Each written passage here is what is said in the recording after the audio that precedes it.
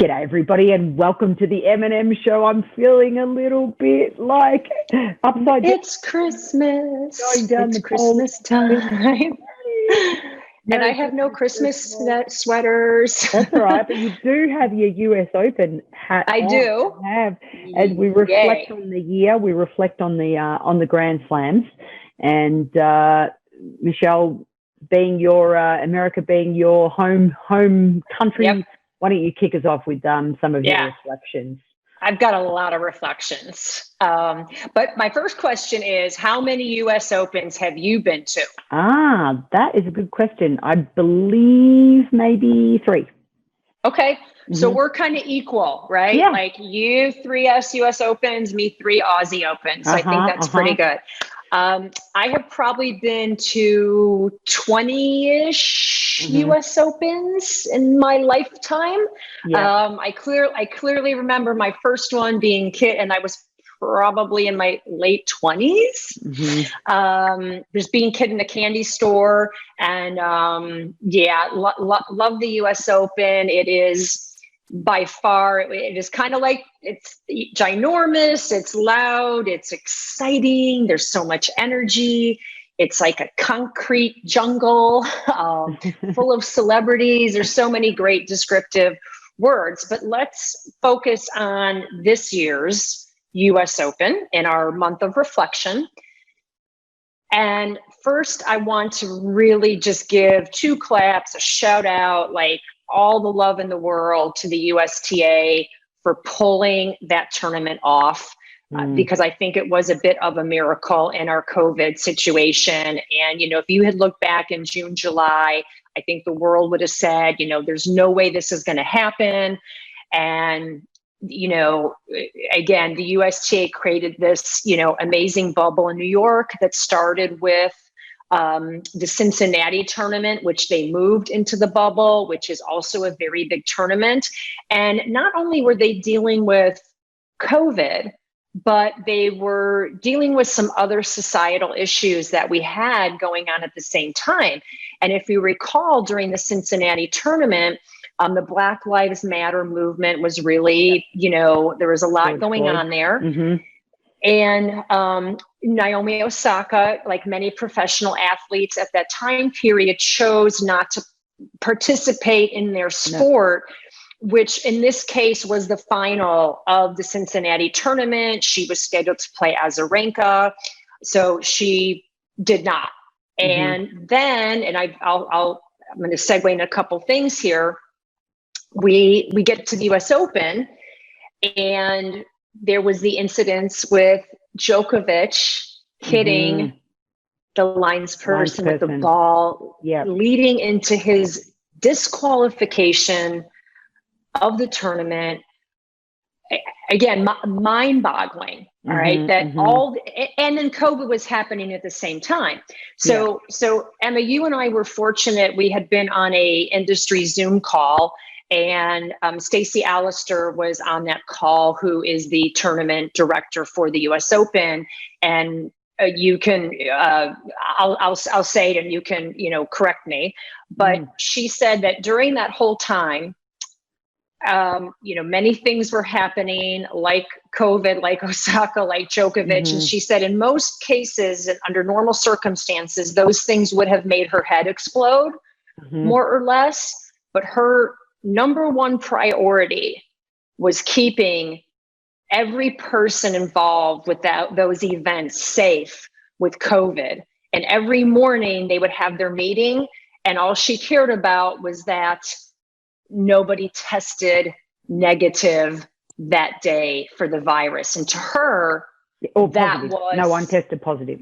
Positive, sorry, thank you. And for her, that was the definition of success for those events. So you go. Well, there's just so many cool mindset things that we can take from that, in that what we normally worry about, even this year, as you December's this reflection period, as you look back on your year, all the first world stresses and anxieties that we have, sometimes they get put in perspective when all you need to sometimes take care of is your health, or what it is that you can control. And I think that that's a huge lesson for all of us in the way that the US Open went about their business. And totally, hats off. Hats off. Hats off, to the whole team. Because it was the first Grand Slam, of course, to have a go at really putting on a show since the Australian Open, since we actually knew what the virus, how it transformed everyone's lives. So Correct. I think from that perspective, I really want to, big shout out for me personally. I knew Azarenka as a kid when Australia used to play against Belarus in the World Junior Championships, and just her tenacity and her fight. And we saw her even closing her eyes on the change of ends and really getting in touch with, what it is that she needed to do. In Darren Cahill calls it a 2-game sprint. What the only thing, it was almost like, what is the only thing I need to focus on in the next 2 games? And right. I really loved, I was just so rapt for her to have really had no wins at all. And then all of a sudden have this amazing run at the US Open. And of course it was great for Team to get his first Grand Slam under his belt as well. So, I think from a reflection perspective also on game styles, which is, our theme for the month of December, weapons, your strength. Weapons.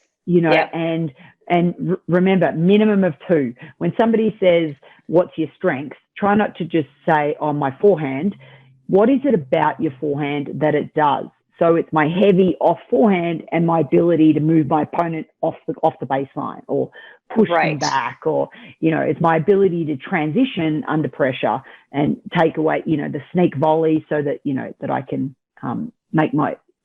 take away my opponent's strengths as well. Right. So when we answer that question, or when you reflect on your own strengths as a tennis player, that might not be tactical as well. It could be a mindset, but try not to just say a stroke, a shot. I agree.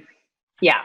And I think as coaches, we need to ask our students that more often and get them to drill down to something more specific, because some they don't really even know how to answer it, or simplistically they say, well, my backhand. All right. But no, what is it about that is your strength?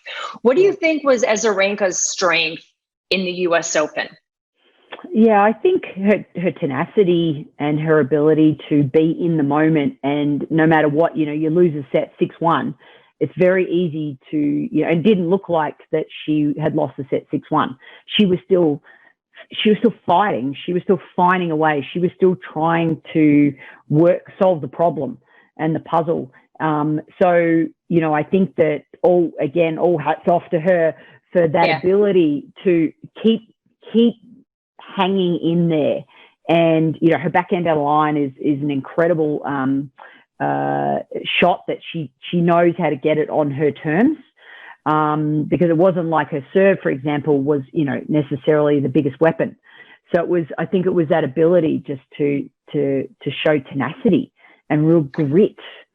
Yeah, I think her overall her mental toughness. Which, is including all a lot of different pieces that you just discussed, but differently, she incorporated more meditation, right, into her training program, and she was much more thoughtful and in the moment probably than she maybe has been in her past career. And she had a lot of fun. She had a lot of fun. She did, competing and playing. So it's a good lesson learned.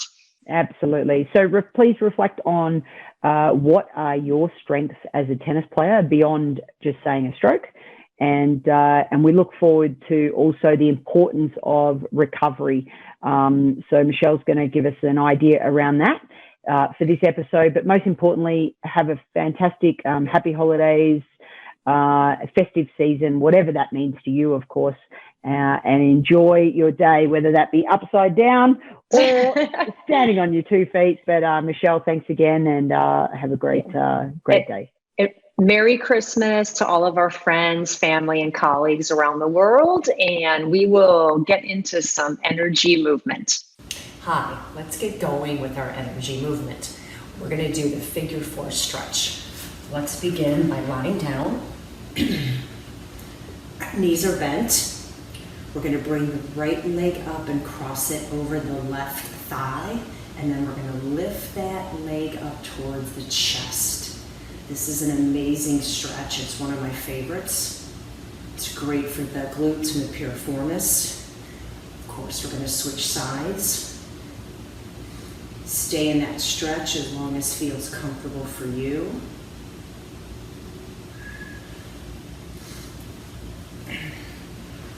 And that is our figure 4 stretch. And so that's us signing off as the M Show, and that is your daily energy boost. Make sure you subscribe to our YouTube channel. We'll see you next time.